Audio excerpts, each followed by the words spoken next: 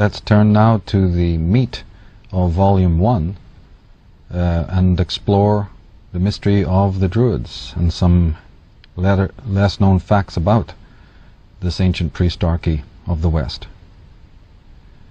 The Celtic scholar R.J. Stewart, in his book Celtic Bards, Celtic Druids, wrote, "None of the Celtic source literature is by Druids.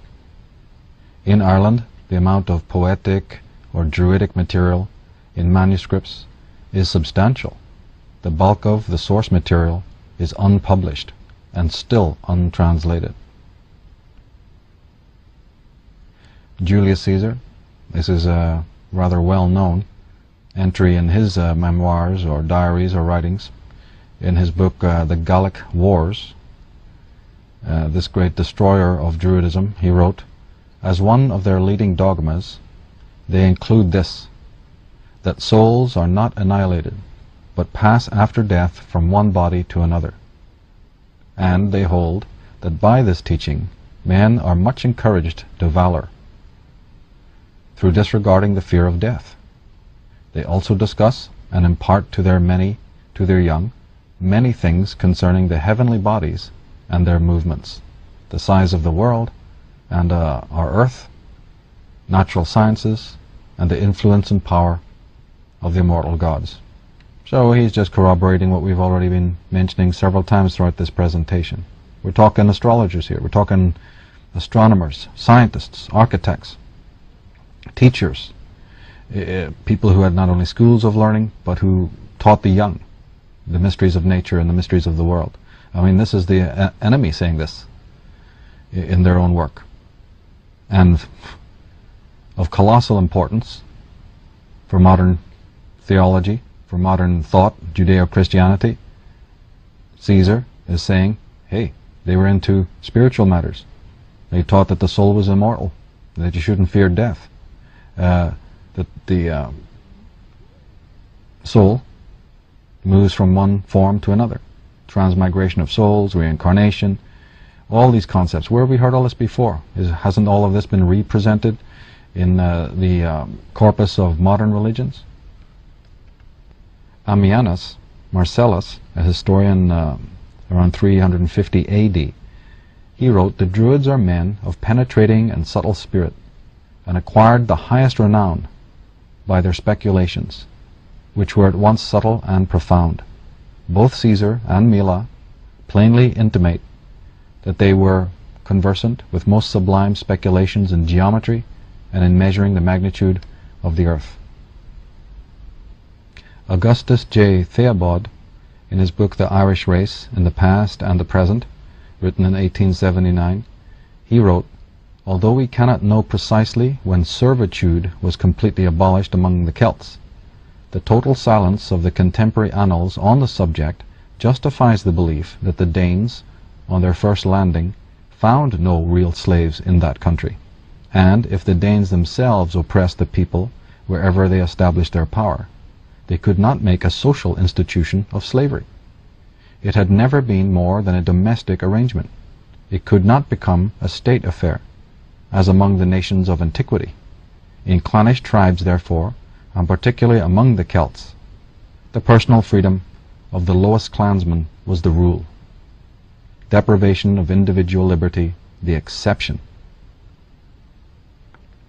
So what is this author now telling us? That there was no slavery.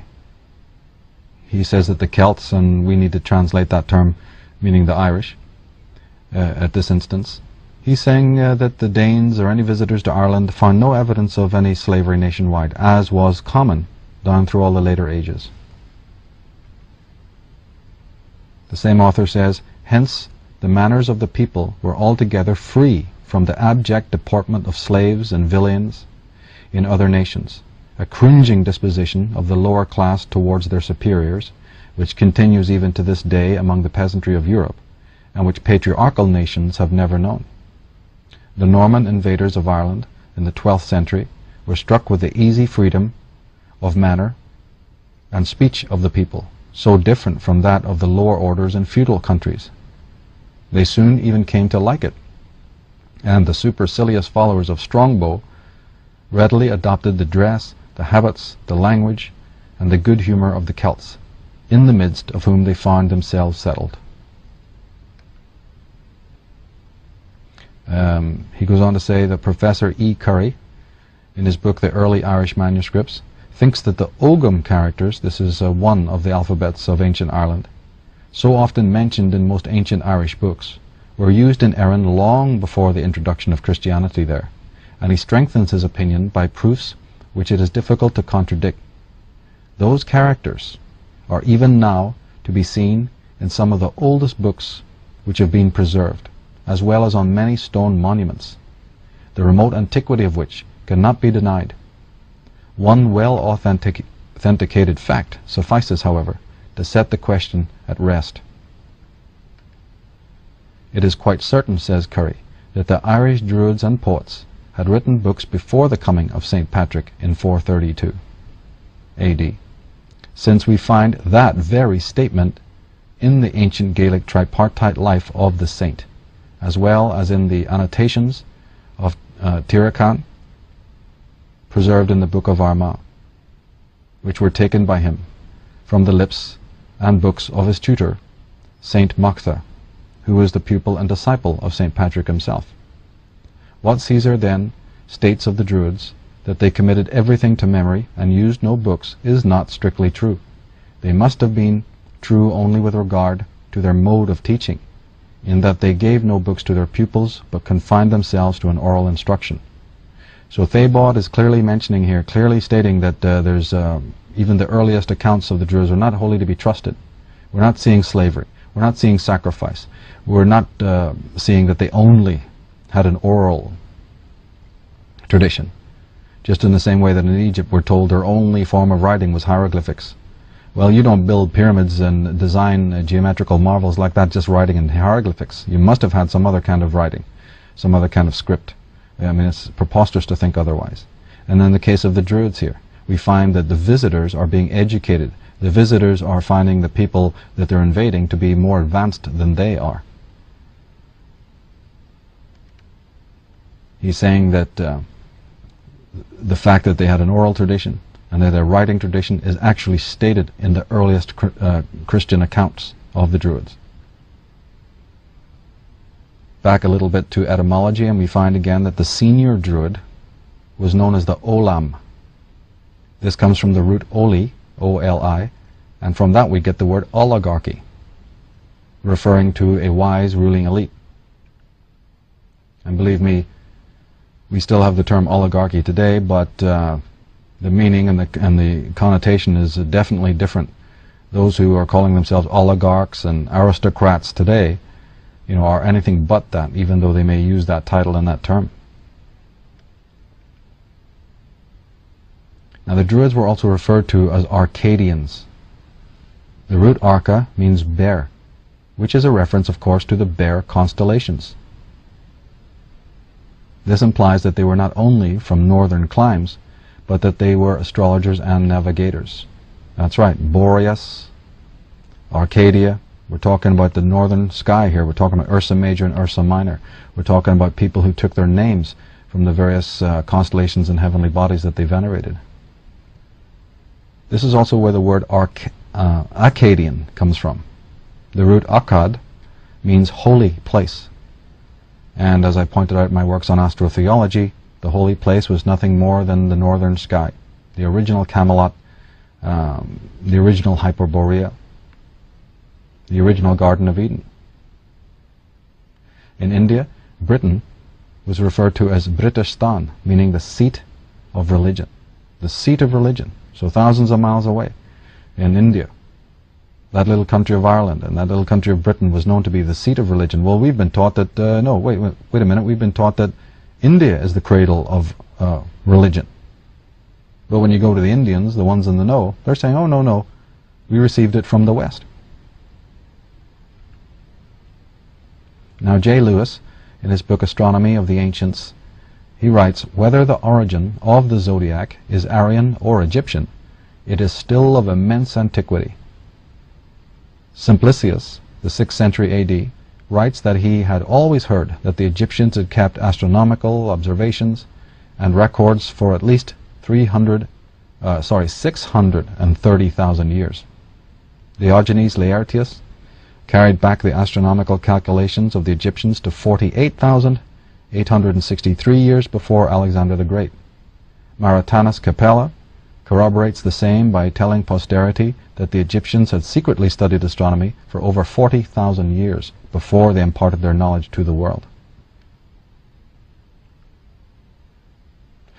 Carl Jung, commenting on the zodiac, which he studied astrology, he said, "As we all know, science began with the stars, and mankind discovered in them the dominance of the unconscious, the gods, as well as the curious psychological qualities of the zodiac, a complete projected theory of human character." And this is an immense statement from one of the greatest intellects ever to have lived. He studied the divination arts, he studied the hermetic arts, he made a close study of astrology, and basically understood that it's not about rocks floating in space, it's something so much more profound. His comment is talking about the connections between psychic energy and material energy, between the microcosm and the macrocosm. And of course, he's a modern scientist, but are we to understand that the ancients also thought exactly as he did? That when they came up with astrology, I mean, after all, they're the creators of these incredible meta-sciences. Were they ignorant of the fact that the zodiac is a complete projected template and theory of human character? Of course they knew that. Of course they were familiar with what I refer to as the inner zodiac and the 12 divisions of the mind, 12 divisions of thinking, 12 divisions of consciousness that then by way of projection, become what we refer to nowadays as the zodiac and the 12 signs of the zodiac. W. Winwood Reade, in his book The Mystery of the Druids, he says, "It can easily be proved that the science of astronomy was not unknown to the Druids. One of their temples in the island of Lewis in the Hebrides bears evident signs of their skill in the science. Every stone in the temple is placed astronomically. The circle consists of 12 equidistant obelisks denoting the 12 signs of the zodiac. The 4 cardinal points of the compass are marked by lines of obelisks running out from the circle, and at each point subdivided into 4 more. The range of obelisks from north and exactly facing the south is double, being 2 parallel rows, each consisting of 19 stones." Well, we're talking stellar cult, we're talking solar cult. Pick up a tarot deck, go to the major arcana, pull out the 19th card. He's talking about 19 stones. Let's not only look at the etymology when we're dealing with these subjects, let's look at the numerology. Pick out the 19th card of the tarot and look what it says on that card. What is the name of the 19th card of the tarot? Why are there 19 sacred stones in a temple of the sun and a temple to the stars? Nothing is by accident. Barry Dunford, in his book The Holy Land of Scotland, says that according to Terry Walsh, in his treatise entitled Global Sacred Alignments, published in 1996, the megalithic stone site at Callanish, on the western Isle of Lewis, aligns with a number of major sacred sites around the world. For example, he connects the Callanish site with the Giza Plateau in Egypt, with Karnak in Brittany, France, and with Ephesus in Asia Minor. We have pictures and descriptions of these sites in the book, but you can go online, go to Wikipedia, put in Callanish and see those magnificent monuments there. And this tiny little overcast, rain-swept, wind-swept region in Scotland, what do we find? That this seemingly insignificant stone circle, erected by the Druids in ancient times, is aligned, geometrically aligned to places thousands and thousands of other temple sites, microscopic temple sites in other countries. They're all networked, they're all aligned geometrically. It's not an accident.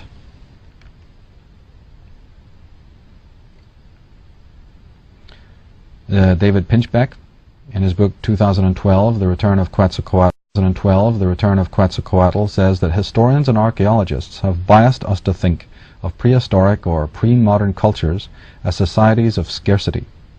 This was certainly not the case in ancient Britain, as they had at the time, as well as the determination to plan and build their enormous outdoor temples, constructing from 5 to 10,000 stone circles over a 1,000-year period.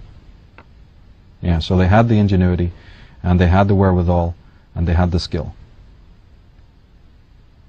Now, Bob Quinn, in a book called The Atlantean Irish, he says that in the summer of 2001, I listened to a young Newgrange guide dismissing a visitor's suggestion that the extraordinary rock designs, and these are most obviously the snake-like coils that represent the 19-year metonic cycle, have astronomical implications. He suggested that they were hallucinogenic doodles.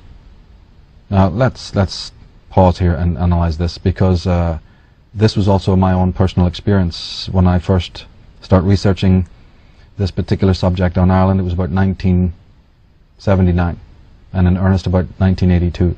I think in that 1983 or 84, or possibly early 85, I went out into the field and had the misfortune of running into these Trinity University, guides who have their spiel about Newgrange and various other sites, and I was told the same thing. If you're on one of those tours, you have the misfortune to have to listen to the gibberish that these people have been scripted to read out and to say.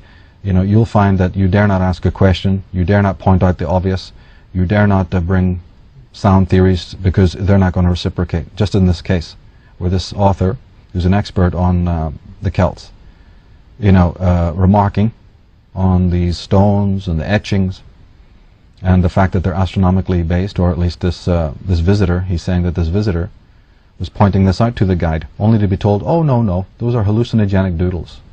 Interestingly, that's what Barry Fell was told by very prestigious archaeologist and geologist when he pointed out to them that there was Ogum, this is ancient Irish writing, stone writing, in America. Almost word for word, he was told the same thing. It's just, hey Barry, it's just hallucinogenic doodles, pay it no mind. And, of course, he knew that this was preposterous nonsense. Now, the Druidic order was apparently tripartite in nature, that means threefold. There were the Ovates, the Bards, and the elite Druids, like we said, the Olam, the elite Druids who presided over all. The order was not to enforce hierarchy, but to make sure that only the pure had access to sacred knowledge. As we said earlier, very important to be pure of mind when you're doing the Druidic duties of healing the earth and healing in general. And therefore not anyone can just do that, nor should anyone be allowed to do it. So part of the order of the shamanic peoples of the world, like the Druids, was to make sure also their work was not just anabolic, it was also catabolic in nature. You had to make sure that the pestilential, parasitical, toxic individuals had no chance whatsoever of rising to positions of power. And we could do that with that kind of thing today, because it's exactly what you find in today's world. It's not the cream that rises to the top, it's the scum. Well, that was not happening in ancient days. But back to the etymology. The word ovate, or vate, V-A-T-E, comes from the Irish fed, from which we get the words fate and faith. You see, so the hard V is transmogrified, becomes a soft F sound. So faith and fate. These are words that come from the Irish vate, meaning one of the Druids, a name for a Druid. This is where we get the words Veda and Vedic and Edda, the Norse Edda. And we even get the word Vatican from this. They all derive from this Irish word, the place of faith, the place of the man of faith, and so on.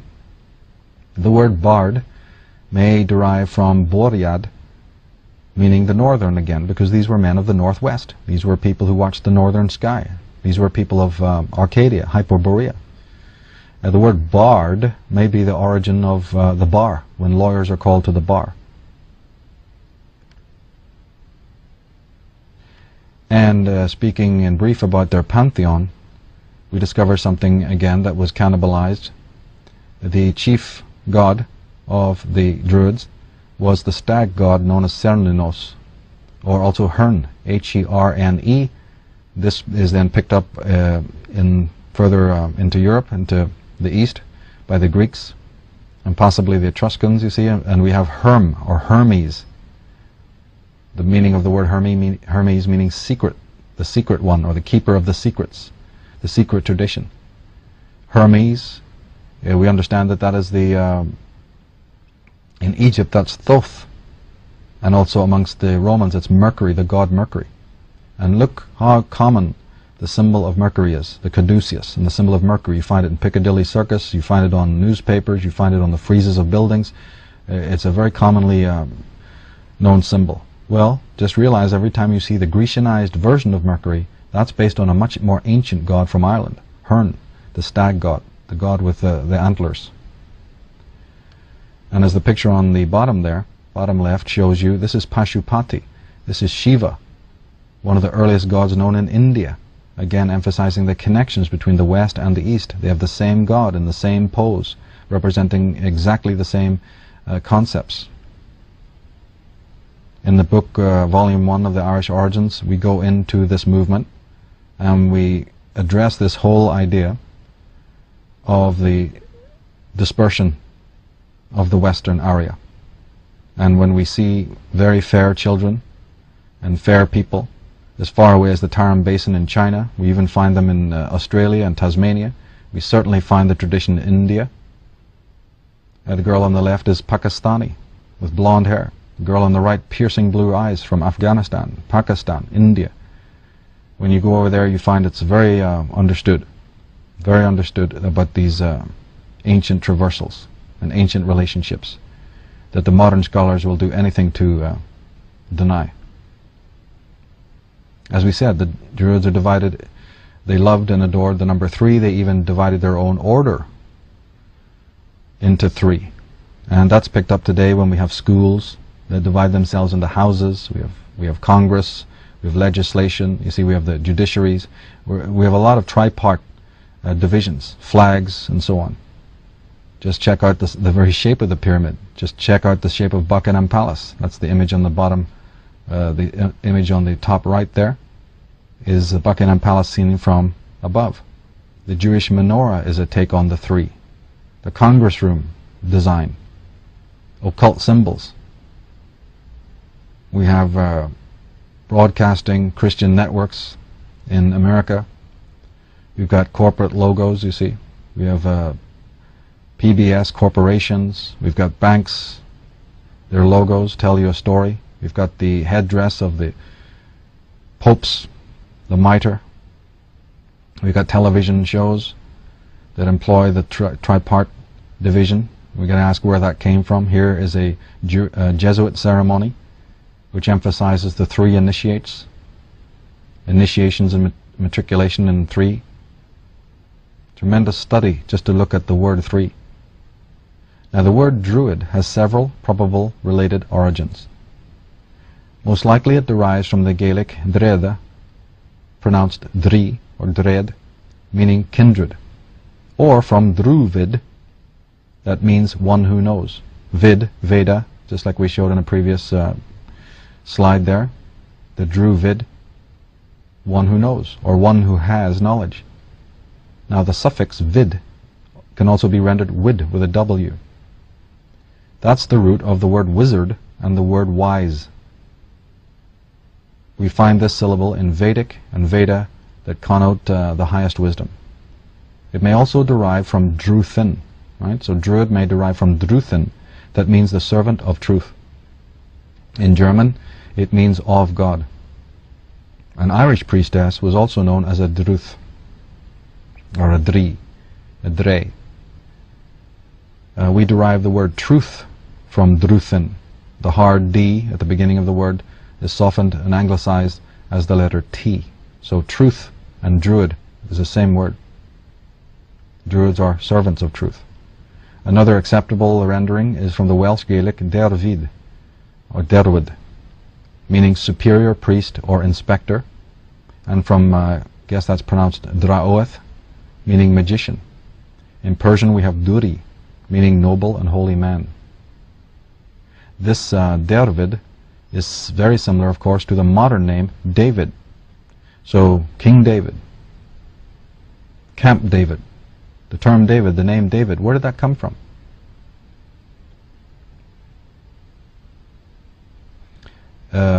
We also see, when we study Druidry, this enormous reverence for trees and the emphasis on the tree of God. In this Babylonian, Sumerian picture, we see the primal couple, a sort of Adam and Eve rendition, with a sacred tree in the center, with astrological symbols at the top, and on the far right we see the serpentine symbol, which has always been used from the darkest ages of antiquity as the hieroglyphic for the female.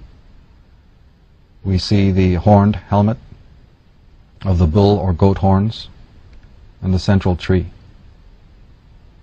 Dudley Wright, he writes that there is a tradition amongst the Jews that the tree of knowledge was named Dar, D-A-R, and that this was supposed to be the oak, whence Dar in Irish means an oak, and also implies wisdom. This is why you'll often hear it said that, of course, the word Druid means man of the oak. Well, in a way it did, because D-A-R, Darid, or Dur, or Dar, this word meant the oak and the man of the oak. And we find this word in terms like elder, or alder, the alder tree. We find it in Derry, like the city of Derry, or Dwar, and even the word door. And of course we know when we study Druidism that some of their shapes of these ancient sites are portal-like, like at Newgrange, for instance. So the Druids are the doorkeepers, the gatekeepers. But it implies a spiritual gatekeeping. Now the name Asur, meaning Osiris, comes from the Egyptian Asar, meaning sacred tree. Osiris's relationship with the ash tree suggests a Druidic connection. That's right, the very name of the god Osiris, when rendered in Egyptian as Asar, is very close to the As, which was always known as the ash tree, like Ashtaroth and Ashtarte.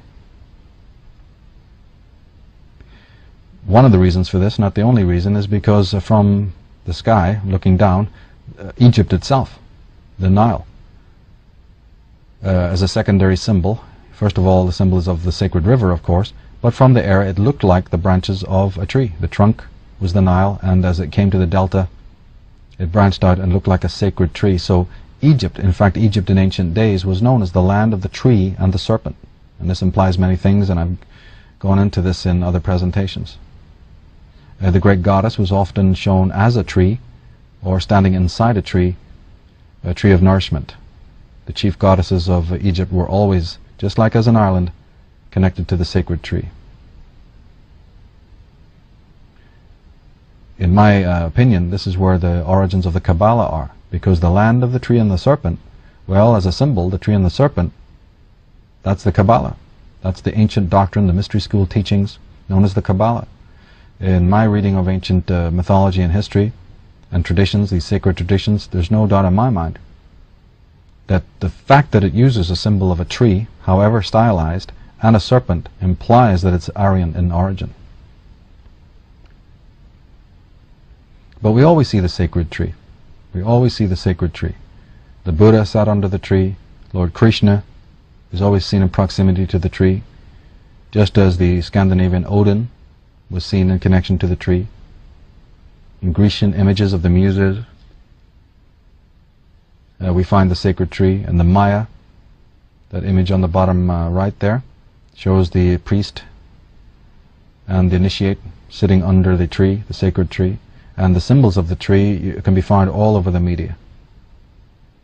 In my work on Atlantis, of course, I point out that the DNA is a sacred tree. We find in medieval paintings, paintings of the Renaissance era, of the great masters and the pre-Renaissance artists, great emphasis on the tree. It's not just decorative, it's actually a message. In the Bible we hear about Moses meeting God at a sacred tree, or as they describe it, a burning bush. Adam and Eve at the famous tree in the Garden of Eden. What's all this tree symbolism? And in fact the cross, the symbol, however plagiarized and corrupted, of the Sun King hanging on the cross, is actually an old Druidic motif of the Sun King on the cruciform tree. And one could argue that the tree is also a symbol of enlightenment, or it's a symbol of the polar axis of the earth, and so on.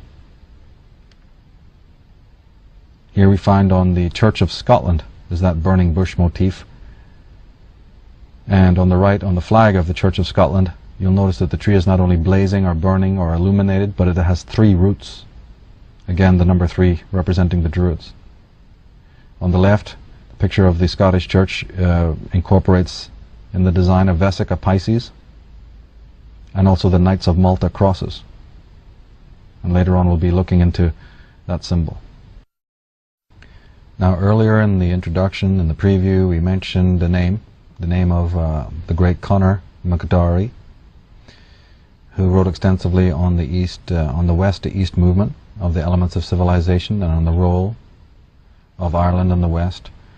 Well, hold on to your hats, because we're going to find out why you haven't heard his name and why his works have been suppressed. We're going to get into the reason for that right now. He wrote in his book, which is entitled The Bible, an Irish Book,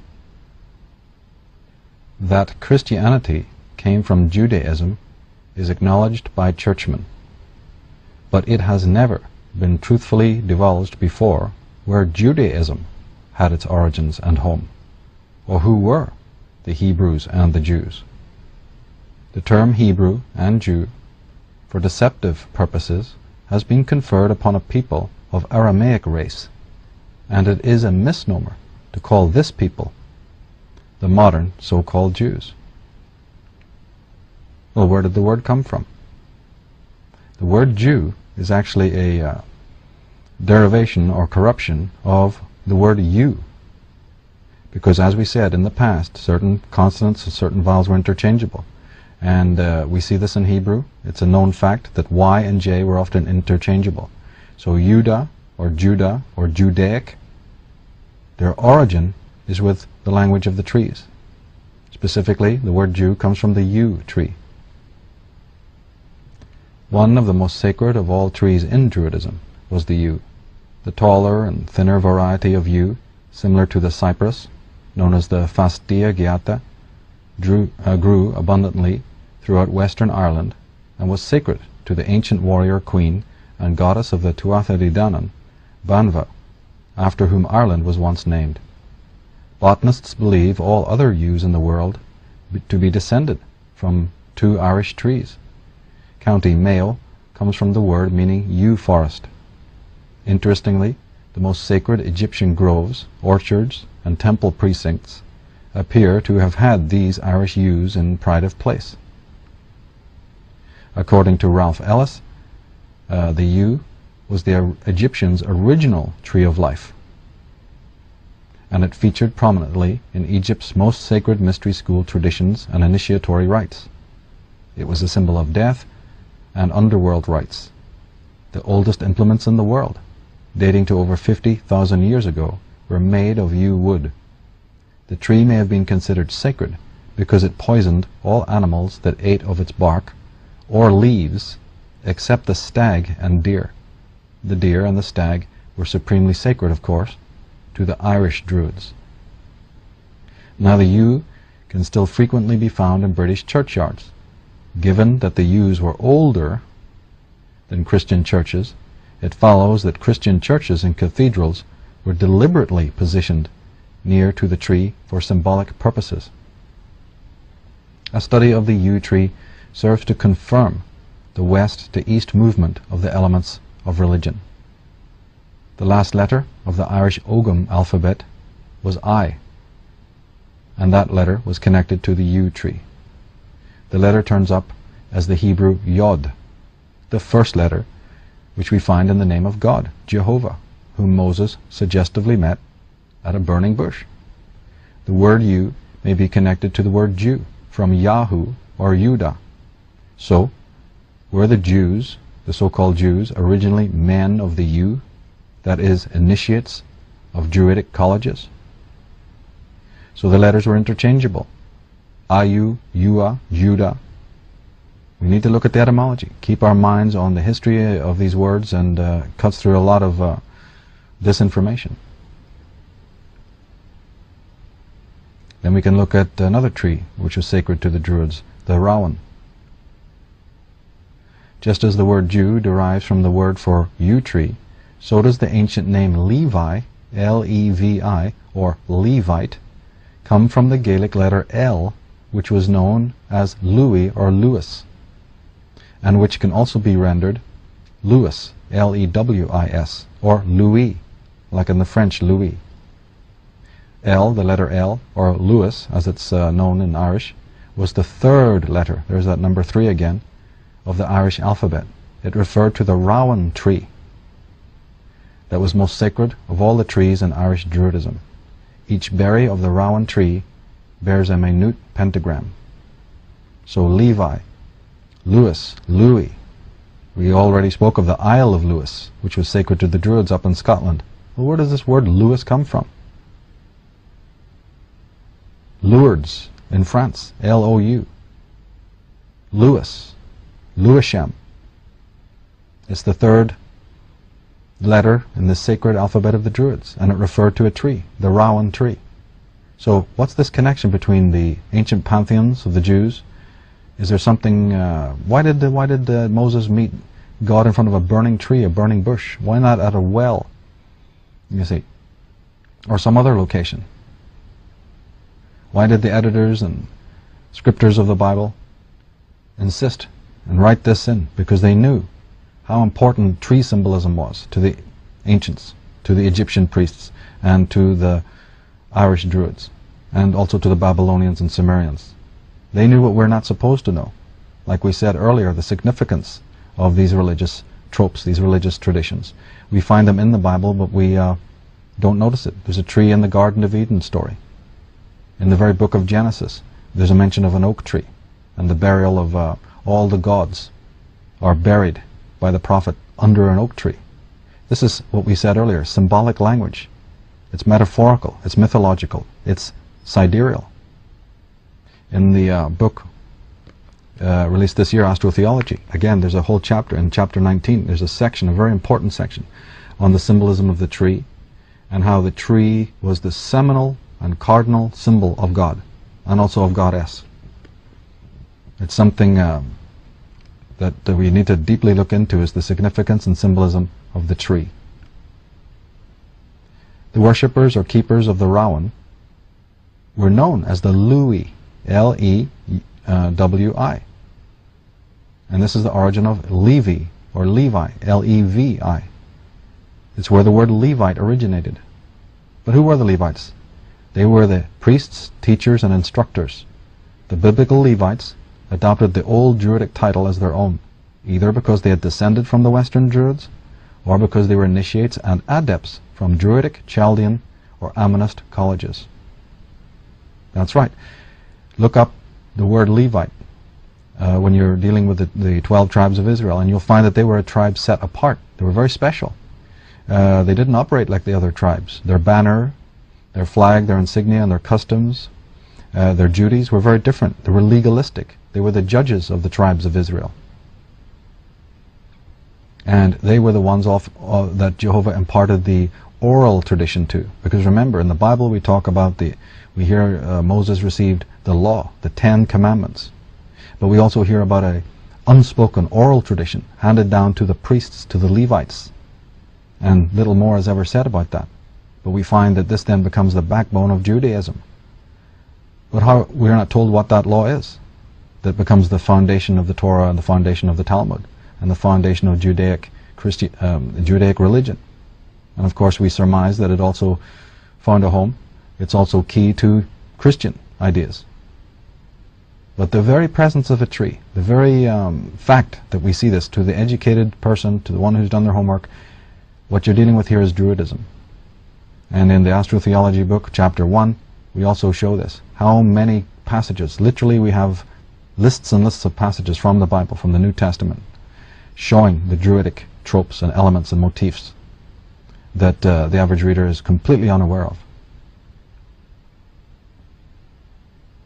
But of course, the intelligent ones of the world, as I said, they've questioned these things. They know better. They know that there's an untold story.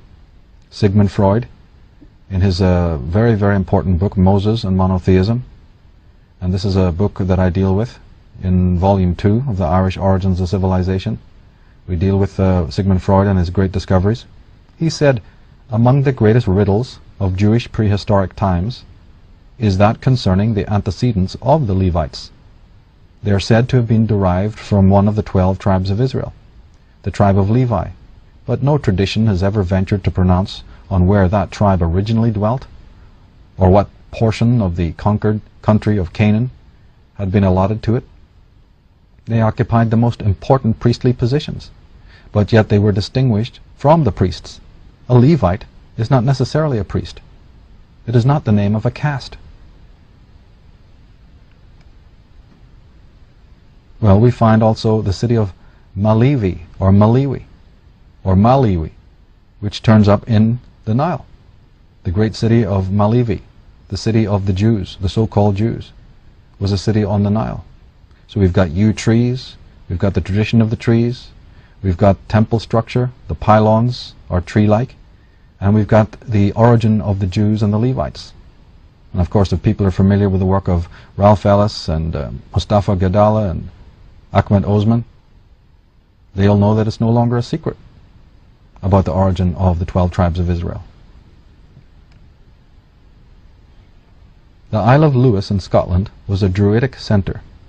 The place names Lewisham and Lewis derive from this root. Additionally, the supreme sun god of the ancient Irish was Lu. There it is again, L-U-G-H. He appears globally as the English Lud, and Lud, L-L-U-D, is where we get the word London. So the word London was originally Ludunum, and where St. Paul's Cathedral is, that was the ancient temple of the sun god. Now it's got a Christian cathedral on it. It was originally near the Fleet Street.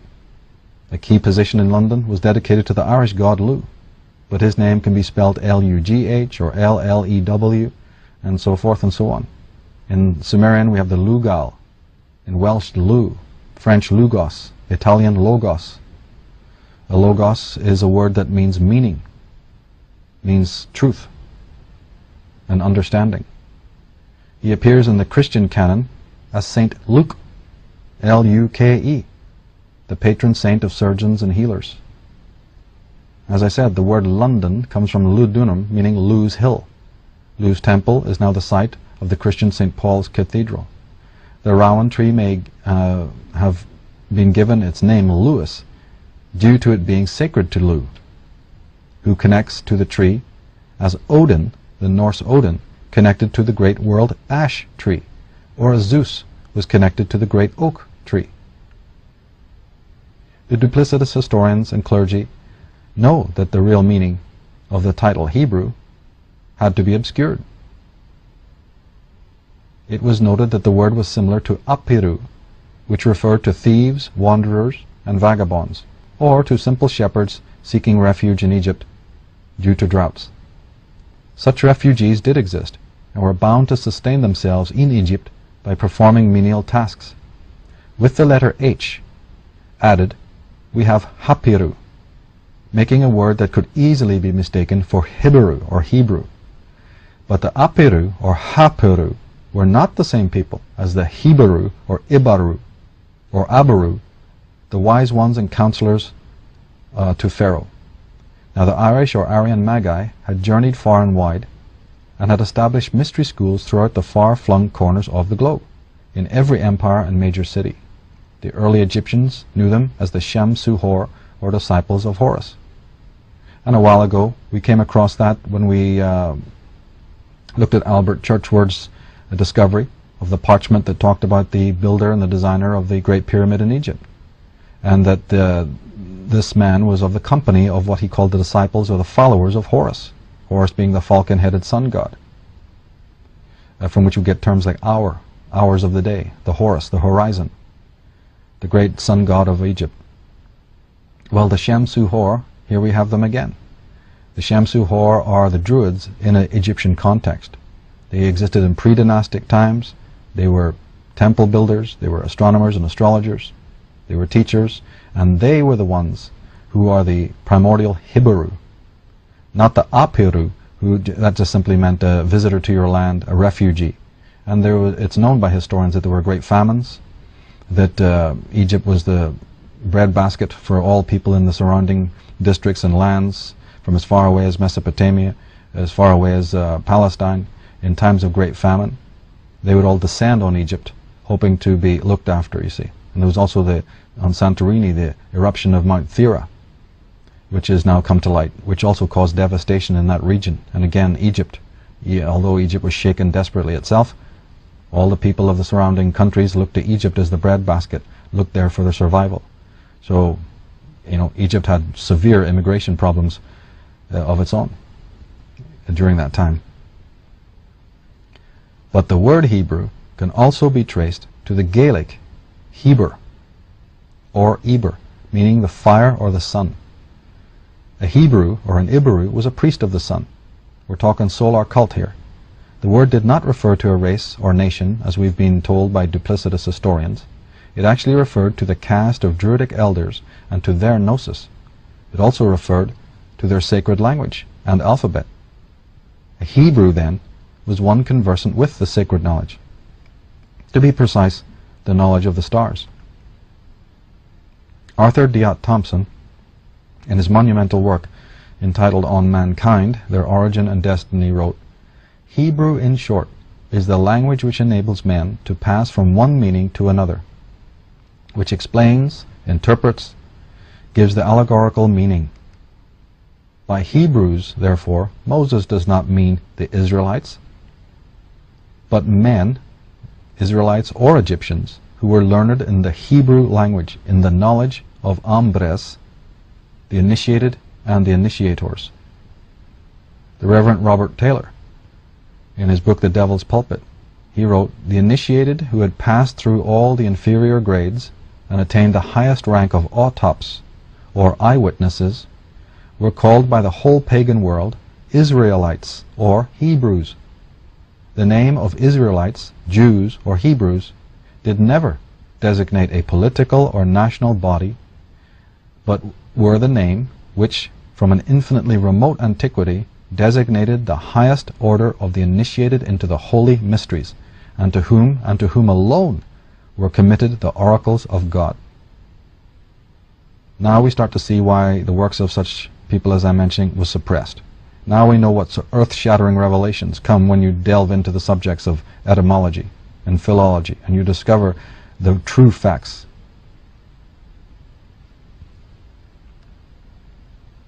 So in short, the ancient name of the land of Ireland was Hibernia. Okay, so the ancient name for the land of Ireland was Hibernia. And the Irish were often known as the Hibernians. This is a Gaelic word, and it also denoted those tribes that inhabited Spain. In fact, Spain's olden name was Iberia, because the letter H is often silent.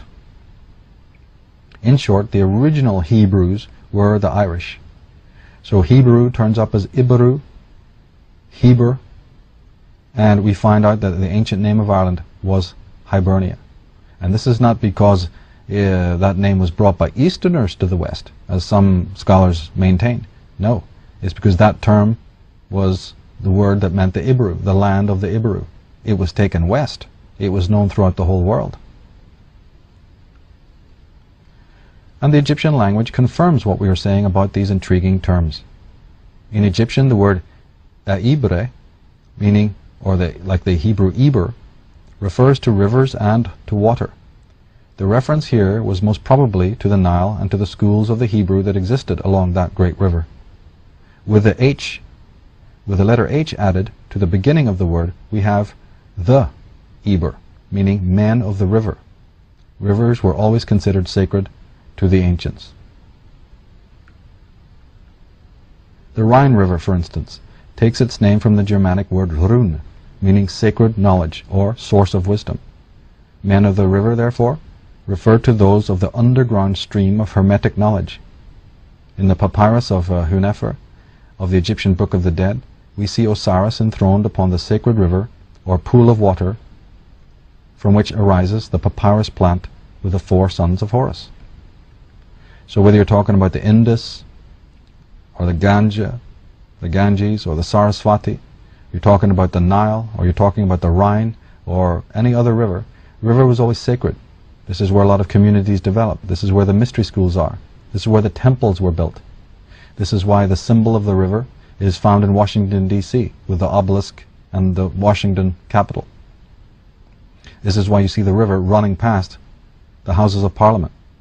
This is why you find it running past Notre Dame, the Seine River. Look at the buildings. We take it for granted. We don't give it any thought. It's just something to take a photograph of, picture, postcard stuff. Do we ever think about the designs of cities and why certain statues, obelisks, Egyptian sphinxes, monuments, sacred sites? Just take a trip along the Thames and make sure you bring your etymology pen and notepad with you, because the names, even the names of the towns and locales along rivers like the Thames, for instance. What about the Mississippi in America? So the symbol of the river is another, just like the tree, very, very important symbol. And as we said, Egypt was called the land of the tree and the serpent because they understood that their river looked like a tree. These 2 symbols go hand in hand. Now Dr. Alfred M. Lilienthal, in his book, The Jews Are Not a Race, he wrote, "The descriptive name Judaism was never heard by the Hebrews or Israelites. It appears only with Christianity. Flavius Josephus was one of the first to use the name in his recital of the war with the Romans to connote a totality of beliefs, moral commandments, religious practices, and ceremonial institutions of Galilee which he believed superior to rival Hellenism. When the word Judaism was born, there was no longer a Hebrew-Israelite state. The people who embraced the creed of Judaism were already a mix of many races and strains, and this diversification was rapidly growing." Okay, so we owe it all to historians as duplicitous and as fraudulent as Josephus Piso, Flavius Josephus Piso, who just pulls this name out of the thin air, tags it and attaches it to something that it has no business doing, and the world then merrily goes on its way. We never ask, we never stop and say, what was the ancient meaning of that word? Where did it come from? Because when you do that, when you are a Conor McDowry and you do ask these questions, and you find out such a fantastic story, an alternative story of history, look what opens up. Look how many lies fall away.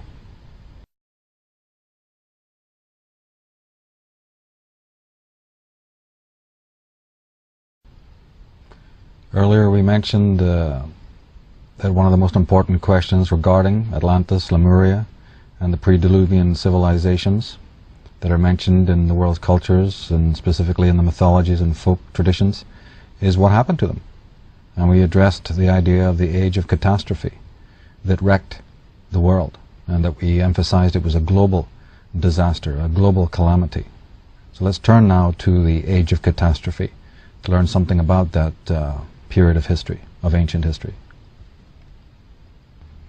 In my work I've mentioned that the campaign to have the world believe in the east to west transit of the elements of civilization was made considerably easier since the great land bridges that once existed between Ireland and England, and between England and Scandinavia, or the continent, have long since been submerged. Well, this is a very, very important note here, because again, we've emphasized at least 2-3 times that the world doesn't look the way it did in ancient times. That goes for the borders of different countries, it goes for the coastlines, you see, and it goes for the positioning of islands. So when we look at the map today, when we look at a globe and we see England, we see Ireland, and we're used to looking at that and we're used to these shapes, how different it would be if we could see the world when the seas weren't as high, when the oceans had receded, and the great changes that geologists know can happen when sea levels rise. We have to keep in mind that when we look at the maps of the world, that is a very recent picture of topography, of geography. We always must bear this in mind. It's another area that we've grown accustomed to, but when we think back to ancient times, things could look very different. Now, the loss of the land bridges and the rising of the waters is a frequent motif in the world's myths and legends. Science is now finding out that many of these myths relate to physical phenomena. The loss of the land bridges made Britain and Ireland appear to be remote, and an aura of otherworldliness grew up around these lands. And that's true. One thing about reading the legends or reading the historians when they talk about the Western Isles, I mean, we know that this concept was pretty extreme in the sense that even until quite recent ages, people believed the world was flat, and that if you traveled in a boat or a ship too far west, the idea was you're going to fall off the edge of the world. And we laugh at that today. But this was a ploy to prevent explorers and men of wealth from funding and participating in trips that might take them to the Western Isles. And that would have then meant, of course, earlier discovery of the significance of the Western Isles. And the otherworldliness, that sense that there was something forbidding or mysterious. Ireland and England were often called the land of the gods. A lot of people believed that these lands were inhabited by strange animals and demons and so forth and so on. And this aura of otherworldliness grew up. We sense this in the various myths that deal with Avalon, or with the Lyonesse and the mysterious Lost Isles, which Celtic and Irish mythology is so full of. But you see, once upon a time, as we heard Commons Beaumont earlier mentioning, that maybe only a small estuary separated Scotland and England from Scandinavia. What happens if these land bridges, which now geologists know existed, between England and Ireland, and also between England, western coast of England, and the eastern coast of Scandinavia or the continent? What happens if it's discovered later on that there was a land bridge between southern England and France?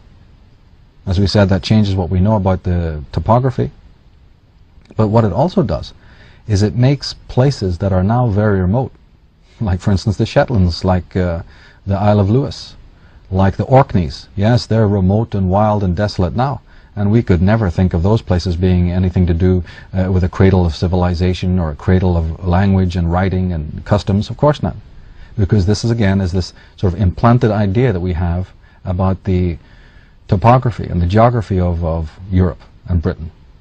But the understanding of these land bridges, which takes us into the realm of science, which takes us into the realm of geology, takes us into the realm of Professor Erlingson, one of the greatest geologists who's researched this idea and wrote a book called Atlantis in Ireland. And it takes us into a fundamental reevaluation of the remoteness and the wildness and the otherworldliness of lands, and maybe that is a propaganda story that grew up after the great cataclysms and the reshaping of the globe. The loss of the land bridges, as I said, it's mentioned in the ancient cultures. From the Song of the Flood of the Hopi Indians of North America, down in the bottom of the sea are the proud cities and the worldly treasures corrupted with evil. So there again, another motif. They're not just talking about physical calamity. Every time you're reading an account of this devastation, you're reading also about moral turpitude, a moral falling off, some sort of spiritual unraveling. Dudley Wright, in his book Druidism, The Ancient Faith of Britain, he says that traditions of the submersion of cities beneath the various lakes of the country are still current throughout the whole of Wales. The annotator of Camden mentions the names of no fewer than 6 lakes in which ancient cities are reported to have been submerged. From the Zuni Indians of North America, in one of their legends they say that earthquakes shook the world and rent it. Creatures turned fierce, becoming beasts of prey, wherefore others turned timid. Wretchedness and hunger abound. Black magic, war, and contention entered into the hearts of men and creatures. We've been saying from the outset here about this falling off, this moral falling off. We've also hear the legends talking about this, and the coming in of contention and corruption and wickedness. And underlying all of that, of course, is the idea of a trauma that beset consciousness. This is central to my work, and we dealt with it extensively in the Atlantis book and Atlantis DVD. What happened to man? What happened to man a short period of time ago? And if in fact some of the nightmare fears and phobias that we have, some of the what apparently appear to be psychological syndromes and complexes, fear of water, fear of dark places, fear of foreigners and strangers, fear of certain insects, all of that, all the stuff we covered in the Atlantis work, could that be physiological? And more importantly, it's recent. It's a recent trauma. What would that do to consciousness? Has anybody ever asked this question? In the introduction of the Atlantis book, we asked that. Is anybody interested in the origins of evil? I mean, here we are, running amok. There's ecocide, there's genocide, there's megadeath, there's sadism in our own lives. The world is wall to wall with injustice, criminality, all sorts of stuff. And then we have masochism, man's sadism to himself. Possibly it's arguable that some of the worst crimes that man does is to his own being, a relatively uninvestigated area. Well, where did all this come from? The evolutionists are going to tell us that's natural. We're working it out as we go along. Let nature take over evolution and we'll reach some sort of a, plateau of normalcy. The Christian world, the religious world always tell you that it's to do with original sin and sinning against God and all of this stuff. But can we look at it in a different way? That this earth cataclysm, this trauma, is caused by watching the earth around you dissolve and all sense of stability gone? Unimaginable horrors, unimaginable devastation. And if one goes around Britain, especially northern Scotland, to the Highlands of Scotland, to Argyllshire, if one has open eyes when they go around the Boyne Valley, or the Shannon Valley, or you go to the Aran Islands, you see, and go there with educated eyes, you will see the remnants. You'll see the evidence of the horror and the destruction that nature once rent. But of greater interest to me than that even is the psychological consequences to mankind if the whole of mankind experienced such devastation. To me, this has not been gone into, and it deals with the coming of all of this tragedy and this moral turpitude and this wickedness and injustice, what can be summed up by the term evil. It's a fact that exists. Where did it come from? Contention entered into the hearts and minds of men and creatures, say the Zunis. The Chinese legend says the pillars supporting the sky crumbled, and the chains from which the earth was suspended shivered to pieces. Sun, moon, and stars poured down into the northwest, where the sky became low. Rivers, seas, and oceans rushed down to the southeast, where the earth sank. James Churchward, in his book The Lost Continent of Mu, this is a book that deals with the pre-Diluvian cultures and civilizations that were lost. He wrote, the whole continent heaved and rolled like the ocean's waves. The land trembled and shook like the leaves of a tree in a storm. Temples and palaces came crashing to the ground, and monuments and statues were overturned. The cities became heaps of ruins. As the land rose and fell, quivered and shook, the fires of the underneath burst forth, piercing the clouds in roaring flames 3 miles in diameter. There they were, met by lightning shafts which filled the heavens. A thick, black pall of smoke overshadowed the land. It goes on to say that huge cataclysmic waves rolled in over the shores and extended themselves over the plains. Cities and all living things went down to destruction before them. Agonizing cries of the multitude filled the air. The people sought refuge in their temples and citadels, only to be driven out by fire and smoke, and the women and the men in their shining garments and precious stones cried, "Moo! Save us!" During the night the land was torn asunder and rent to pieces. With thunderous roarings, the doomed land sank. They cried, "Moo!" They cried, "Mother! Mother Earth! What's happening?" Backing up what I was saying later on, that after this cataclysm, I mean, if a bomb drops on your street, as has happened in many cities of the world during wartime, what is it automatically that people do? Almost by compulsion, almost without being told what to do. Well, they go amongst the rubble and they try to salvage anything they can. They take one brick and they put another one on top of it. It's a slow, agonizing process of restoration.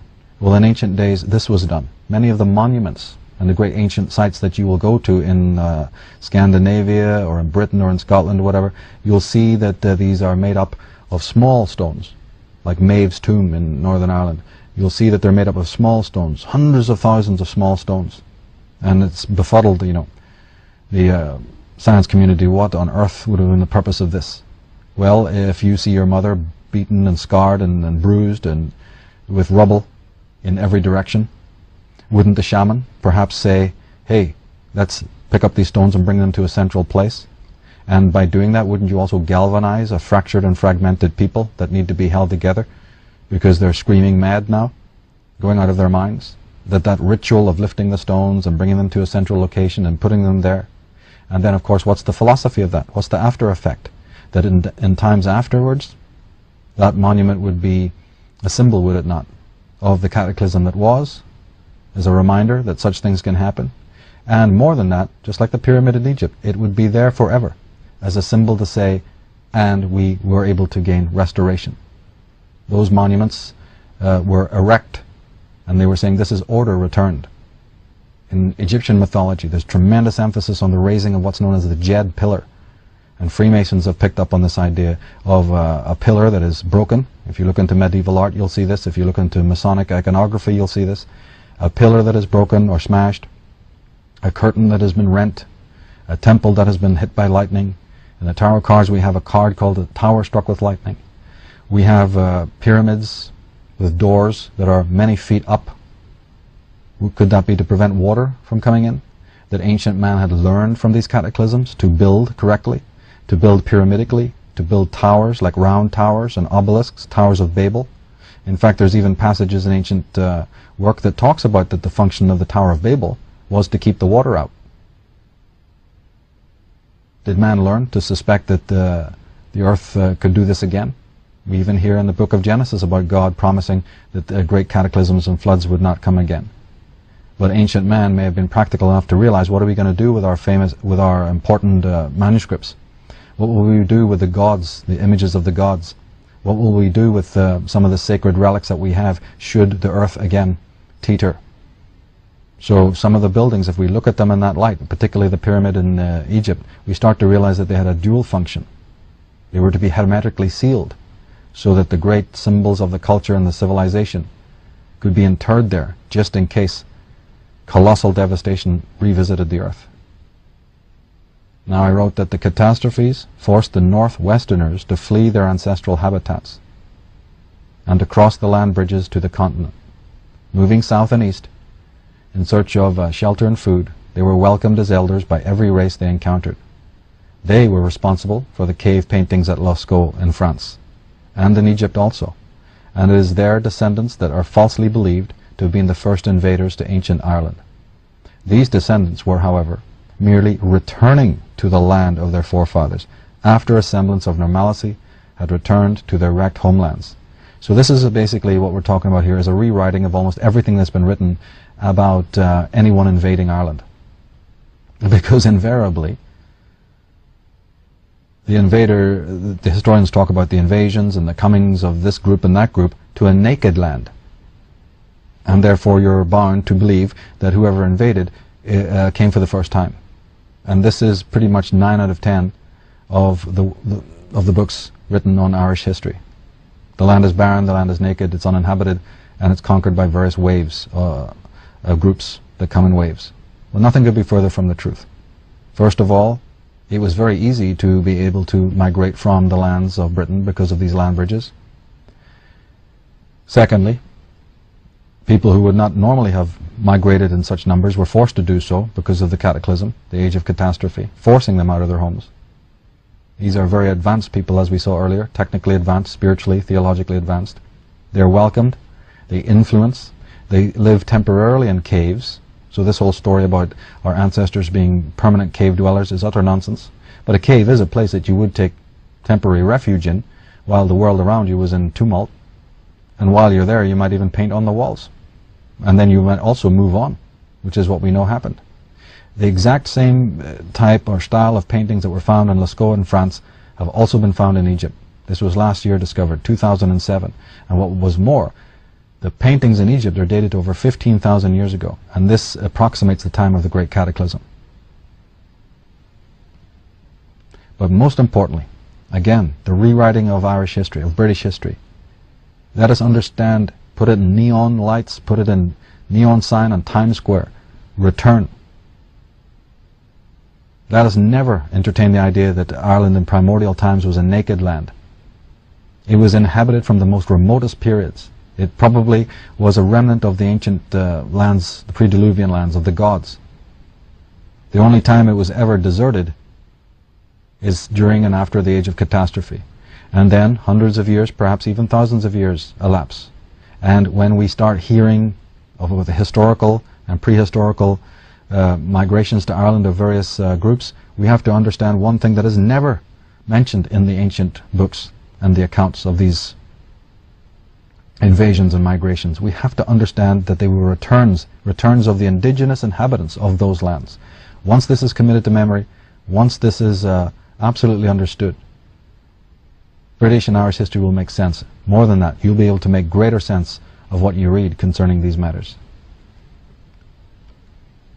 Of course, the story has been preserved, but it's been preserved in the minstrel tradition, which of course is very much part of Irish culture. Music, poetry, the bardic tradition. When we listen to a song, for instance, like Stairway to Heaven, what are the lines we've heard so many times? There's a feeling I get when I look to the west, and my spirit is crying for leaving. In my thoughts I have seen rings of smoke through the trees, and I've heard the voices of those who stand looking. Oh, it makes me wonder. It really makes me wonder. And it's whispered that soon, if we all call the tune, then the piper will lead us to reason, and a new day will dawn for those who stand long, and the forests will echo with laughter. Within lines like that, within other songs, within other poems, within other sagas, the story is being told, the story of the forest god, and the story of the ancient ways, and of the harpist, and of the piper, and of moral rectitude, and of connection to nature, closeness to nature, respect for nature. The guide, the supreme guide, instead of being lost in our shadow play, and our heavens and hells, and our adoration of nonsense, and of an elect group who stand watching and waiting, and the spirit of these guides and adepts, you see, still exists within the land somewhere. This is very much close to the Gaelic and Irish tradition.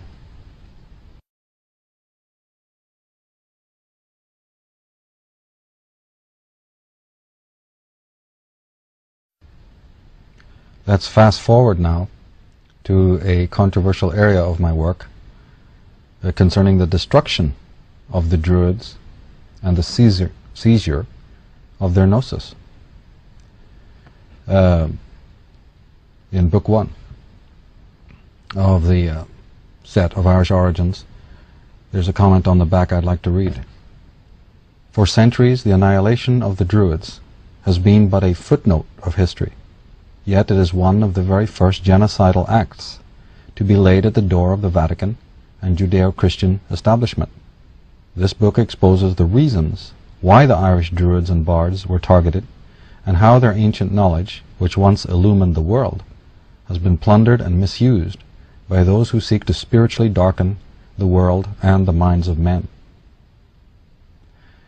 I also say that clearly it is not in the interests of the powers behind government and religion for us to realize that culture originated in Western climes and from pre-Diluvian civilizations of Atlantis and Lemuria. The desire of the Vatican mythmongers and mythographers was to falsely situate the seat of culture in the Middle East, as far away from the Atlantic zone as possible. These mythographers knew full well that Ireland was a remnant of Atlantis, and that its primordial megalithic inhabitants had been evacuated to the continent en masse.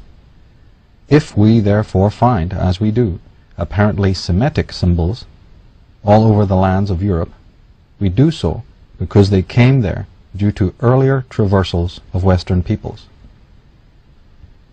What this means is that we're not ruling out that there were east to west movements, like the historians love to tell us. We know that there were. Of course there were. In fact, in the last segment we've already addressed the fact that there were movements from the eastern lands and the southern lands to the west. We emphasized that by and large, though, those movements were returns. The descendants were returning to the ancestral home after a semblance of normality returned. But those historians who never deal with the age of cataclysm aren't going to tell you that. No, in their work, it's a naked land being visited for the first time. So we are not talking about later periods, starting, say, 600 BC and moving up to about 1,000 year AD. We're talking about 10,000 BC. We're talking about 6,000 BC. We're talking about the tsunamis and the cataclysms that forced people to flee these destroyed lands. And then we're talking about the return of their descendants. But we emphasize, you see, that the spread of the cultural elements happened in primordial times, years before official history opens its chapters. Because the people who are writing the histories are pathologically in avoidance of this. And this is why you see biblicists, for instance, preposterously stated that all creation began a mere 4,000 years BC. And Christians labored under that misapprehension for centuries. In fact, some people still believe it. It's also why in academic circles they are little better when they insist that, you know, everything starts rolling around about 10, 11,000 years BC. Of course, truth doesn't need a maintenance, but a lie mechanism certainly does. So if you keep your eyes open, you'll find out that these archaeologists and these ethnologists and geologists and whatnot and scientists are forever revamping what they say they know. There's nothing consistent, because everything they know flies in the face of the actual facts about what has been going on in this world. But as I mentioned in the introduction, in order to track and understand the destruction of the Druids, this phenomenon that's just been a footnote of most history books, we actually have to go to Egypt, because the roots of the destruction of the Druids and of the great priesthood of the West, the roots of that lie in a period of history about 1400 BC, and specifically with a very famous pharaoh, a very famous character in Egyptian history, no less the pharaoh Akhenaten. So our journey, our trail, takes us to Egypt of 1400 BC. This section is entitled Akhenaten, the Cult of Aton, and the Dark Side of the Sun. It's the title of the second book. But who was this Akhenaten? Well, he was really known as Amenhotep IV, his father being Amenhotep III. The Greek rendition of Amenhotep was Amenophis IV. His name is often spelt with an I, Ikhnatan. As we said, the consonants and the vowels often interchange. He's commonly known as Akhenaton or Akhenaten, and he was the pharaoh of the 18th dynasty, the latter part of the 18th dynasty, from about 1353 to 1336 BC approximately. And these dates are forever being modified by Egyptologists. Akhenaten was referred to as the leper or broken king, and he was subsequently exiled from Egypt during approximately the 17th year of his regency. He was the head of what is known as the Atonists, after the god that he worshipped, Aton. And Akhenaten, his family, his ministers, their gang, so to speak, the Atonists, they were rivals of another very important group that we need to know about. It's essential to study this when we're looking at Egypt. A group known as the Amonists, who worshipped the god Amen, or Amen-Ra. And my work always emphasizes that the Ammonists of Egypt were in league with, were confederates of, were colleagues with the Shamsu-Hor, the disciples of Horus, who are nothing more than the Druids, the Irish Druids situated in the east. And we heard about their presence earlier on in Libya, Mali, Egypt, in pre-dynastic Egypt, in Nubia, in Sudan. All of this information has been suppressed, and you need to know about it. And what you need to know about is that there was a factionalism. There was rival dynasties. There was the Pharaoh of the north and there was the Pharaoh of the south. There were those who worshipped Aton and there was those who worshipped Amun-Ra. We have these schisms and they're important to know about. It's also important to understand that an Atonist is ultimately a member of the solar cult. It's also important to understand that the Ammonists were members of the solar cult, because there's nothing negative about sun worship or solarism or solar cultism or the stellar cult. What I address in my work is a specific corrupted version of solar cultism. But again, what we find when we turn to books and to the internet and to other writers and so-called experts is we find a wholesale damning, a wholesale indictment of solar cultism. But Christianity and Judaism is a form of solar cultism. Solar cultism is quite a large tree, and just because one branch or one twig turns out to be rotten, one shouldn't implicate the whole of solar cultism with that. Again, we have to be specific. We have to be specific when we're looking at the symbols. We'll deal with that a little bit later. But it all originates with these ancient cults of the world. Those are dealt with in my book on astrotheology and also in the DVD of the same name. We talk about the four cults: solar, stellar, lunar, Saturnian, and some other cults like the volcano cult and the fire cult and the Dionysian cult and the cult of Venus and so on. Now, when we talk about the Dionysian cult, we're talking drugs there. We're talking pharmacopoeia. And this plays a large role in the modern religions. One only has to look, again, with eyes that are trained in pattern recognition and symbolic literacy. Why do the clergy, why do the cardinals and the bishops and the prelates wear the colors that they do? Is there a story being told there? What is the origin of the cross? What is the origin of the mitre and the headgear?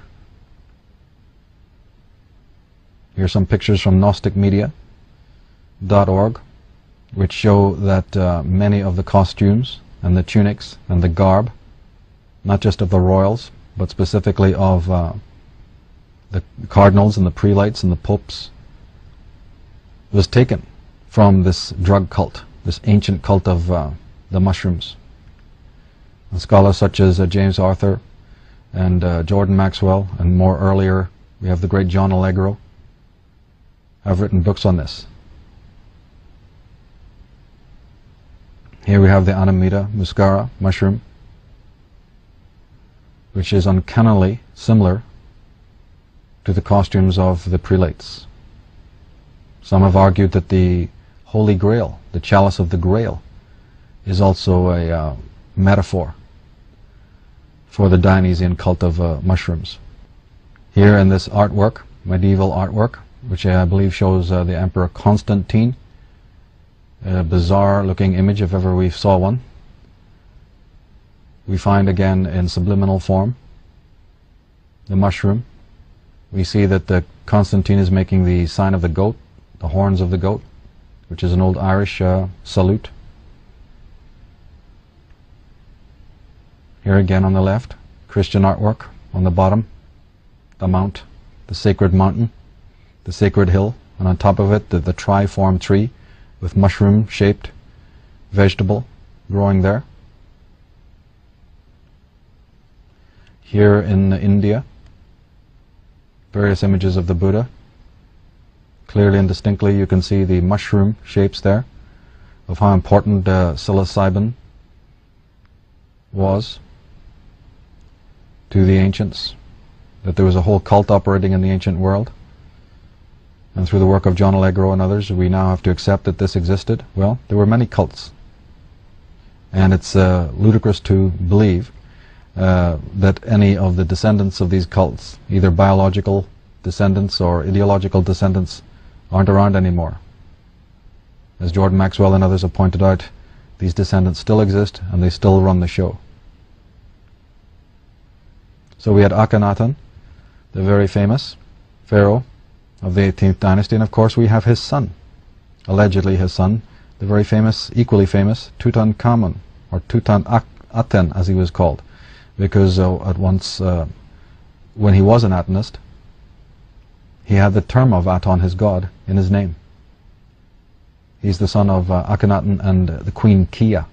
Akhenaten had two wives, Nefertiti and Kia, and after his father was deposed and exiled, Tutankhamun, or Tutankhamen's, changed his name to Tutankhamen, because he had returned to the worship of Amen, and he turned everything that Akhenaten did, he tried to turn it back to the way it was, to establish a more secure status quo after the damage wreaked by his father, and he also changed his name back to the worship of Amen. We've been talking about the devices of deception. We've been talking about omission in the past. Well, that famous gold mask that has gone around the world on the circus of display, purportedly it was the image of the famous pharaoh, Tutankhamun, but in fact this mask did not show his visage. It is in fact the face of his brother, Semnakare, that we've been seeing all this time. Tutankhamun's title, one of them, was the living face of the sun. And Lord Carnarvon, in charge of Tutankhamun's tomb's excavation, was funded by the Rothschild dynasty, to which he was personally related. Investigators Mustafa Gaidala and Ahmed Osman, like Sigmund Freud had, speculate that Tutankhamun is the actual prototype for the Jesus Christ of the Bible. You have to understand what prototype means. It doesn't mean he was Jesus of the Bible, but many of the characters that turn up in later texts, just as they turn up in history or mythology, are based on very well known deities and potentates and heroes of the past. That's what a prototype means. That's what an antitype means. Antitype or archetype.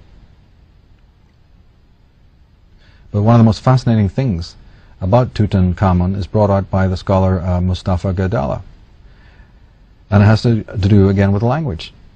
T-U-T that we find at the beginning of the name, according to Gaidala, that is actually a very poor rendering of the original Egyptian syllable or term. Those terms, of course, were in hieroglyphics. So in one way you can understand it, because the translation of certain hieroglyphics has always been problematic.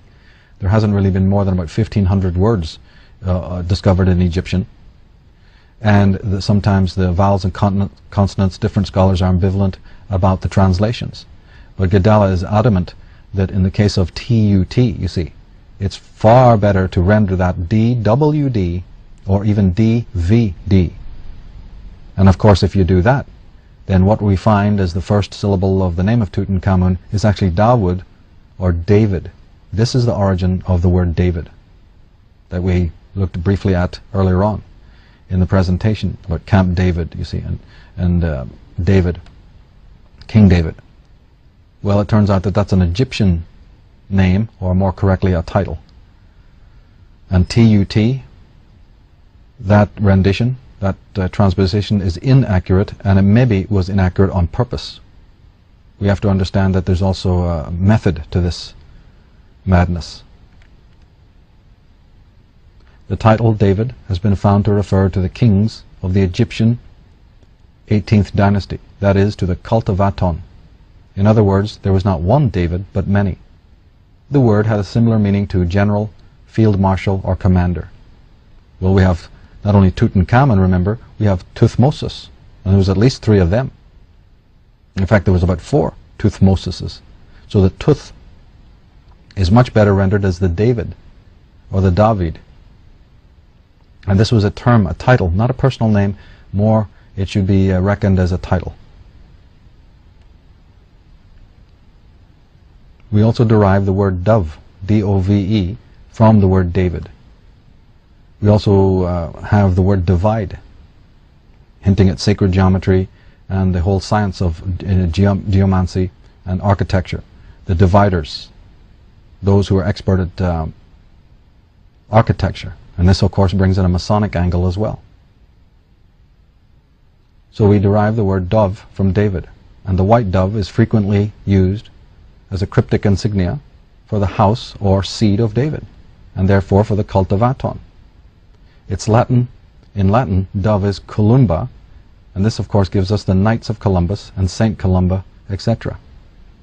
There on the picture you can see the doves on the maces and standards of the British royals, the Davids, the Attonists. We said that the wife of Akhenaten was Queen Kia, but the most famous wife of Akhenaten, of course, was Queen Nefertiti, who lived approximately 1370 to 1330 BC. We speculate, given some evidence, that she might have been an Irish or even Scythian princess. Perhaps that's true. In any case, she lost favor with Akhenaten, and Egyptologists are suggestively vague as to the reason. She can be identified as the prototype for Mary of the Bible, and she bore 6 daughters to Akhenaten. Dr. Joanne Fletcher, in her book The Search for Nefertiti, she said her Aryan looks made her particularly attractive to the Führer, and this description was also applied to some of the amazing life-like plaster casts, masks. In 1927, the keeper of the Egyptian antiquities at the British Museum described one of them as being not that of an Egyptian nor a Semite. It is that of a northerner. It is a Nordic type. So the pale, famous aquiline features of the great Queen Nefertiti, the wife of Tutankhamun, the wife of Akhenaten, betrays the fact that she may not have been Egyptian, but she was certainly royalty, because in fact Akhenaten had to marry with her in order to gain title, in order to become the pharaoh. So she was an elite. She was somebody of aristocratic background. But evidence shows that she may not have been from Egypt. She may have been one of these descendants of the Shamsu Hor. Graham Phillips, in his book Act of God, says that Nefertiti's name, a beautiful woman comes, does not contain the noble designation normally found in the birth names of high-ranking Egyptians. This unconventional designation, coupled with the complete absence of family history, suggests that Nefertiti may not have been a native Egyptian. An important indication that Nefertiti was indeed of foreign extraction is the bust in the Berlin Museum. The fair-skinned woman it depicts is clearly not of North African origin, but markedly European. Is that why the scholars are vague about her ancestry and also what happened to her in the latter part of Akhenaten's reign? Is that on purpose? Have they buried the information because of what it might imply if it is indeed found out that this Nefertiti, the great queen of Egypt, her ancestry is to be found amongst the Scythians of Europe, or the Irish of Britain? Now the pharaoh, as I said, became king by marriage to the right queen, the queen with the legal title. As Mustafa Gadala points out in his book Historical Deception, the Egyptian women were entrusted with the civilization. The woman, or the princess, and not the male, was the legal heir to the throne, and the man she chose to marry would become the ruling pharaoh. Now Aton, the god of Akhenaten and his coterie, was basically depicted in one way, and that is as a solar disk, a round solar disk. This is Akhenaten's personal god. The center of worship was at a place called Amarna, which is in a very hot part of the desert, and at the temple of Amarna, or better known as Akhetaten. Akhetaten, the city of Akhetaten, that Akhenaten built for the veneration of his sun god. Previously, the center of worship had been mostly at Thebes, the great center of the Amonists, and of Amun-Ra is at Thebes. Here we see an image of the pharaoh Akhenaten styled as a lion. And this is the origin, in fact, of the idea of the Lion of Judea that crops up amongst the Judaic traditions. Its origins are to be found in Egypt, as a matter of fact, because the lion was always the tutelary symbol of the pharaoh. And when we really understand who the Judites and the Jewess and the Jews are, and that their origin is also Egypt, a lot of things start making sense. Here, in fact, is a photograph of Amarna and one of the lions that was sacred to Akhenaten.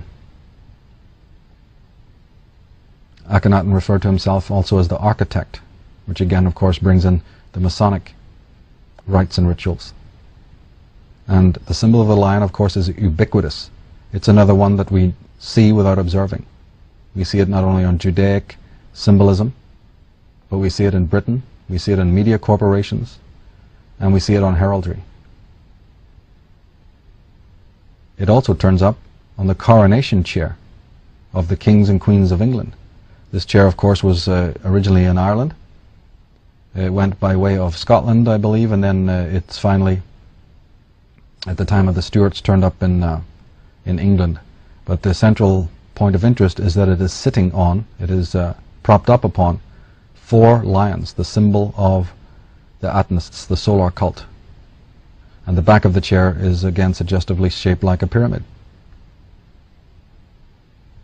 Now, one of the greatest controversies, one of the greatest questions surrounding the Pharaoh Akhenaten, which has been posed by people as eminent as Sigmund Freud, but which has also been a study of Ahmed Osman and Ralph Ellis and Mustafa Gadala and a few other scholars, is the whole question of whether the Pharaoh Akhenaten was in fact Moses of the Bible.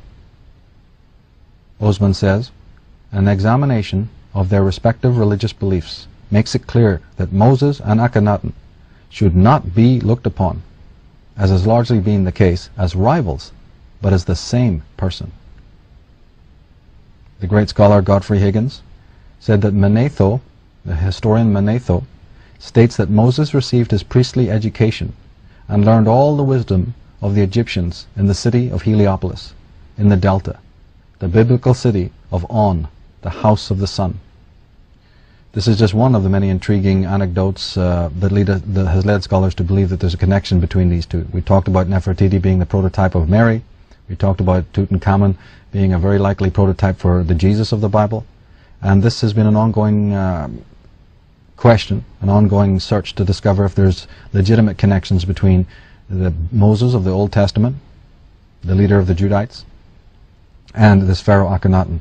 Emanuel Velikovsky has looked into this. As I said, Sigmund Freud and many other scholars have sort of dabbled with this idea.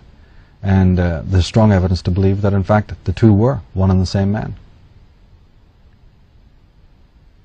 As I said, Dr. Sigmund Freud, along with many other men, he was murdered by Rothschild agents for his discoveries regarding the tomb of Tutankhamun and the documents that had been discovered therein. This story, he set his findings, Freud set his findings down in his last book, written about 1939, Moses and Monotheism. This book, we believe, cost him his life. And you can pick up Gerald O'Farrell's book, The Tutankhamun Deception, which will lay out the whole case of this, that Sigmund Freud did not die of natural causes, but like many people who succumbed to the so-called curse of the pharaohs, they were murdered. They were taken out by agents of the Rothschild dynasty because of the excavations, because of documents that were discovered, because of statements like what I've just made. The documents were discovered showing that the story of Jesus, the story of his birth, the story of his crucifixion, paralleled events in the life of Tutankhamun. And in those years, the early part of the 20th century, this kind of information was highly taboo, and concerns did not want this to become widely known. But what about Sigmund Freud? What about this man's courage and bravery? No consideration, he said, will move me to set aside truth in favor of supposed national interests. Well, Freud was a Jew. He was warned by his Jewish friends to shut up. Rabbis, close friends of his, begged him to never publish Moses and Monotheism. In fact, as Gerald O'Farrell shows in his book, Freud's writings, his archive, which is in New York, is almost impenetrable. It's in a lockdown situation, very hard to access. And on the question of monotheism, Lorraine Evans, in her book Kingdom of the Ark, says that Akhenaten frequently emphasized that he, and he alone, was the go-between for this new divine life of Egypt. The sole god of Egypt was now mediated through Akhenaten. At the close of the great hymn to the Aten, it says, "There is no one who knows you except your son Akhenaten." And this is just to emphasize the fact that Akhenaten made some revolutionary and radical and quite perverse changes to the pantheons and to the religions and to the theologies that were known in Egypt for thousands and thousands of years. It turns out that these Ammonists were pantheists, polytheists. They worshipped Amun-Ra, but they were very egalitarian. They were very tolerant of any other kind of belief systems, and theology to them was not a matter of prejudice or any kind of dominance. This changed in the 18th dynasty with Akhenaten, who became very fanatical. Temples were closed, and the worship of other gods was forbidden. And the people took this very hard. For about 17 years they had to endure this man's personal tyranny and the usurpation of other gods in favor of only one god. So as soon as we hear about monotheism entering the world, we also hear about cruelty and bloodshed and suppression. Is it any accident that the same thing has been going on down through the centuries? Sigmund Freud wrote, "The Aton religion had not appealed to the people. It had probably been limited to a small circle around Akhenaten's person." Lady Queensborough, and in the book Occult Theocracy, she wrote, "In spite of the loud and frequent assertions made by Jews and Christian divines alike, contending that the Jews were the first monotheists, it is a well-proven fact that the high initiates of the Memphis priesthood were monotheists long before the Jews ever went to Egypt." Douglas Reed, in Controversy of Zion, the one God, he says, was mentioned in Egypt 2,600 years prior to Judaic monotheism. Of course, a study of Egyptian texts conclusively proves this to be true. From the Book of the Dead, that's almost 3,000 years BC, it says, "Thou art the One, the God from the very beginnings of time, the heir of immortality, self-produced and self-born. Thou didst create the earth and make man." From the hymn to Amun-Ra, "Homage to thee, O Amun-Ra, Lord of Thebes, thou joy, the ornament of the gods. All men lift up their faces to gaze upon him. Thou art the Lord, inspiring awe, crushing those who would revolt against thee. Thou art the King of all the gods. Thou art the great God, the living one. Thou art beloved for thy words, which are the satisfaction of the gods. Thou art the King of heaven. Thou didst make the stars." So in the ancient Egyptian chronicles, even though we hear mention of other gods, there's the overarching solar deity. There's the mention of the one, all-important God. Very kindred to what what we would understand between monotheism. Because if you read closely into the Bible, there's also acceptance of the other gods. And that Jehovah, or Yahweh, the God of the Christians and the Jews, was selected from a whole pantheon of different deities and gods. From the short hymn to the Aten, we read, "When you dawn, their eyes observe you. As your rays light the whole earth, every heart acclaims your sight, when you are risen as their Lord." Leonard Slane, in his fine book entitled "The Alphabet versus the Goddess," speaks of Akhenaten. He says, "Akhenaten inherited the throne on a fluke of genetic roulette. Sickly as a child and disfigured as an adult, he held court with his beautiful wife Nefertiti. His two passions were reforming Egypt's religion and its writing system." Emanuel Velikovsky, in his book on Akhenaten, entitled "Oedipus and Akhenaten," wrote, "Akhenaten was a stranger to Thebes and Egypt when he assumed royal power there. He had spent his childhood and youth abroad, either in Syria or in wandering from country to country and from court to court in the lands of the Middle East. His name is never mentioned in the many inscriptions of Amenhotep III, although of the prince heir to the throne such mention would be expected. He and his father are never pictured together. Amenhotep had himself depicted together with his wife and daughters in enormously oversized figures, but no son was ever represented in this or any other family portrait. In the tomb of Yuya and Tuya, parents of Queen Tai, there were mortuary gifts from the king and queen and their daughters, but none from Akhenaten. Even the mere existence of Akhenaten is nowhere hinted at during the reign of his father. The Egyptologist E.A. Wallace Budge wrote, "The religious revolution inaugurated by Amenhotep III at the insistence of his wife Queen Tai, and was certainly carried on with increasing vigor by their son Amenhotep IV, who believed that he was an incarnation of Aton, the god of the solar disk. Their discussions gave many people an entirely false idea of the character of Amenhotep IV and of the nature of the cult of Aten. This king was described as a reformer, an individualist, as an idealist and a pacifist. But he was a reformer who initiated no permanent reform, an individualist who diverted the revenues of the gods of his country to his own uses, an idealist who followed the cult of the material, and a pacifist who lost Egypt's Asiatic empire."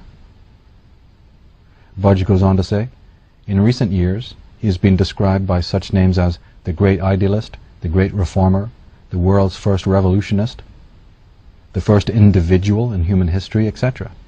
But in view of the known facts of history, and Dr. Elliot Smith's remarks quoted above on the distortion of the skull of Amenhotep IV, we are fully justified in wondering whether Dr. Hall, if the king was, quote, not really half insane, close quotes."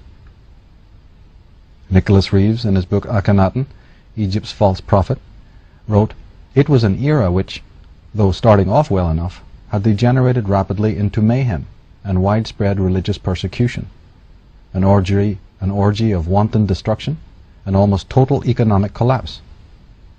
For the events he set in train, Akhenaten could never be forgiven. With a ruthlessness not seen in Egypt before or since, Amarna, both as a city and a concept, was razed, and all trace of the pharaoh's existence systematically expunged." So Reeves is saying that the mania, the craze, the perversity, the dogmatism of the pharaoh basically incited the people to erase his identity. But before the 17th year of his reign, before he was finally exiled and dealt with, he unleashed a reign of terror never seen in the history of Egypt, before or after his time. Lorraine Evans again, in Kingdom of the Ark, she wrote, "So Akhenaten drifted from the position of great charismatic leader into one of despotic dictator, as many leaders have both before and since.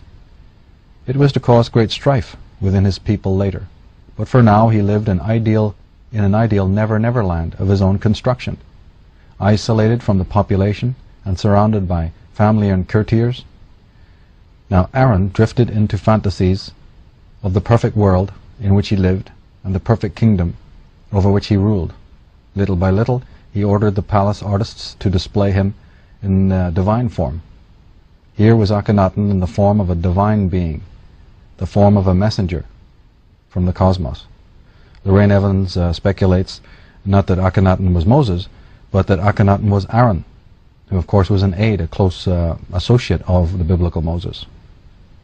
But leaving that aside, she also points out that the man was completely crazed, may have been disturbed, mentally disturbed in some way.